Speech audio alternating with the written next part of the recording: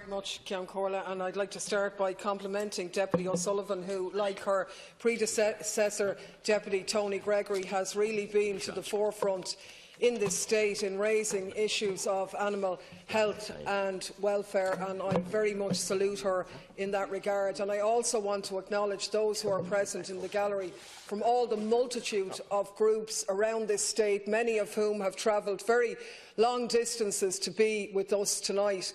They're by and large volunteers, people who do it for no other reason but love of animals, and it's their expertise and their experience which says that the regulations and the legislation which we have in place at the moment, despite maybe the best intentions of those who brought it in, simply are not working. I'm quite sure they've much better things to be doing with their lives than being in here, but they're here to say that we need to change and that we're not doing enough. I think I want to start by saying let's step back and look at this. Man's inhumanity to man is often mirrored in our mistreatment of animals. As far as I'm concerned, it's a consequence of a society which commodifies animals for human profit. It's as simple as that.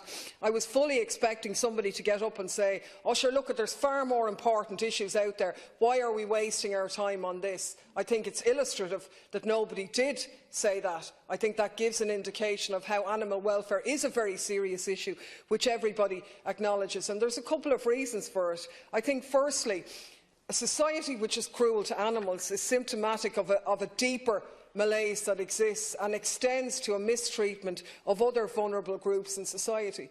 It's also scientifically demonstrated that those who exploit and demonstrate wanton and gratuitous cruelty towards animals often end up displaying similar features towards their fellow human beings. So we in Independence for Change make no apology for raising animal welfare and indeed animal rights issues, and we will continue to do that. I very much welcome Maureen's motion as an animal lover, as a vegetarian, as someone who moved the first motion on a county council 10 years ago now to prohibit the use of wild animals in circuses, and it's an awful indictment that still hasn't been sorted out 10 years on. I think the motion is a very timely reminder of the cruelty that goes on. I think it's also a very straightforward motion. Its intent is to raise the standards of animal welfare and protection in this country. Not just domestic animals, animals in captivity, animals in the wild, those being bred for sport, even despicably blood sports, those that are being used for experiments or being bred for their fur or indeed for their meat. And, you know, we could literally be here all night talking about any one aspect of those. There is no end to the cruelty that is demonstrated, and I can't deal with all of the issues. But let's for a minute look at the issues of the use of animals in farming and the use of animals in sport, which in many ways could be viewed as legitimate cruelty, or people who would be absolutely horrified to hear of a story of a gurrier throwing a cat onto a bonfire has no problem with some of the exploitation that goes on in those spheres. And I don't say that lightly or to be critical to those people, but we as a society have to step back and look at those issues. Deputy Fitzmaurice said farmers love their animals. I accept that. Of course farmers love their animals. It's their means to their livelihood. Did people in Ireland years ago love their children? When they sent them to Magdalen laundries because they were pregnant outside marriage, when they slapped them for being bold in school. Society changes and evolves, and we have different standards of culture and society addressing matters when we learn more as a society. And in that sense, it's not a question of slagging off farmers, but we do need to step back and look at how we use animals. Now, I can say it, confidently, I suppose, because I am a vegetarian. But there's no economic or environmental sense in eating meat. And it's interesting that Deputy Healy-Rae, who didn't bother to stay, has raised issues because he denies climate change. But there's no doubt about it. The amount of cattle that's been raised now is a huge contributing factor to climate change and emissions and so on. And we as a society are going to have to address that. It's also the case that the misuse of animals in what we call sport Is it true that horses, when they're gainfully employed in our studs or whatever, are treated like royalty? The examples given by others, that they have a better setup than homeless people. Yes, they do when they're productively employed, but when they're not, tough. And then the issues of drugs and all the rest as well is very much part of that. And we are saying, and in fairness, we said it to Minister Coveney at the time, that the Animal Health and Welfare Bill was good on paper. We suspected at the time that it would have limitations, and sadly this has proven to be the case. I would say the profile around issues of cruelty has been raised. We've had a number of interactions since the passing of the bill with members of An Garda Síochána who have tried to deal with issues of animal cruelty. In the main, I found them to respond very well to try and address the issues, but they haven't really been given the legislation to equip them to do that effectively. And, you know, I would like deputies to have a think about it in the way in which John Fitzgerald, in a letter to the papers, asked them today. I mean, those who give out and sort of correctly are appalled by, you know, animals found dead and starving on the sides of roads, or cats being shot with pellet guns or being thrown into fires, or dogs found with their ears hacked off and so on. And then you think it's okay that hair coursing's all right. I mean, a hunted fox or a coursed hare feels pain in exactly the same way. It doesn't matter to him that the person chasing him has a nice suit and a lot of money in his pocket.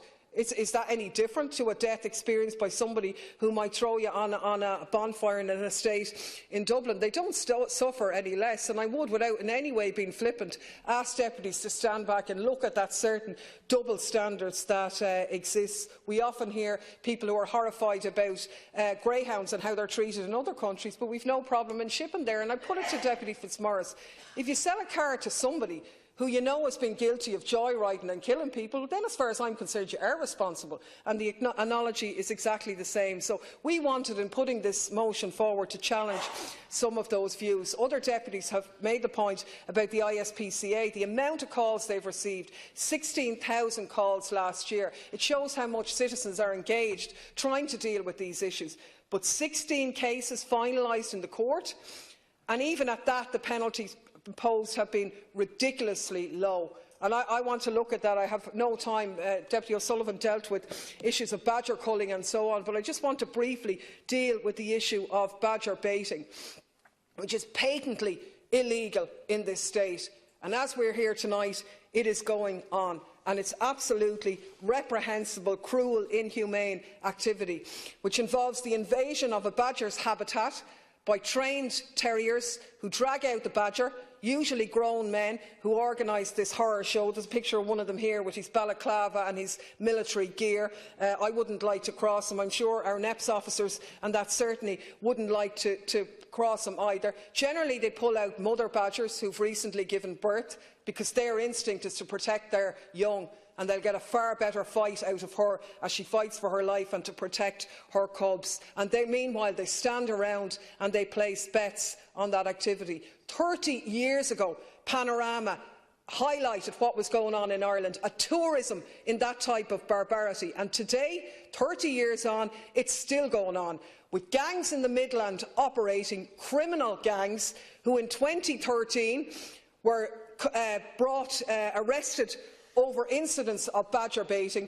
In the 2 years before they were brought to court, they managed to polish and bring out an entirely professional operation, operating on Facebook, tracking badgers with GPS systems, and a network of betting and appalling videos going on. So by the time they came to court in 2015 and got their 3-month suspended sentence, the lads said, good luck. 5 people with a 3-month suspended sentence, and went off to hone their badger baiting skills, which undoubtedly they're probably at tonight. And even Googling the internet will introduce you to some of their activities. So a patently illegal activity which our NEPS officers and our Gardaí are aware of and have tried to deal with. But God Almighty, what NEPS officer without a gun or an armoured car is going to go in and take on some of these thugs? They're not going to be able to deal with that. We need a lot more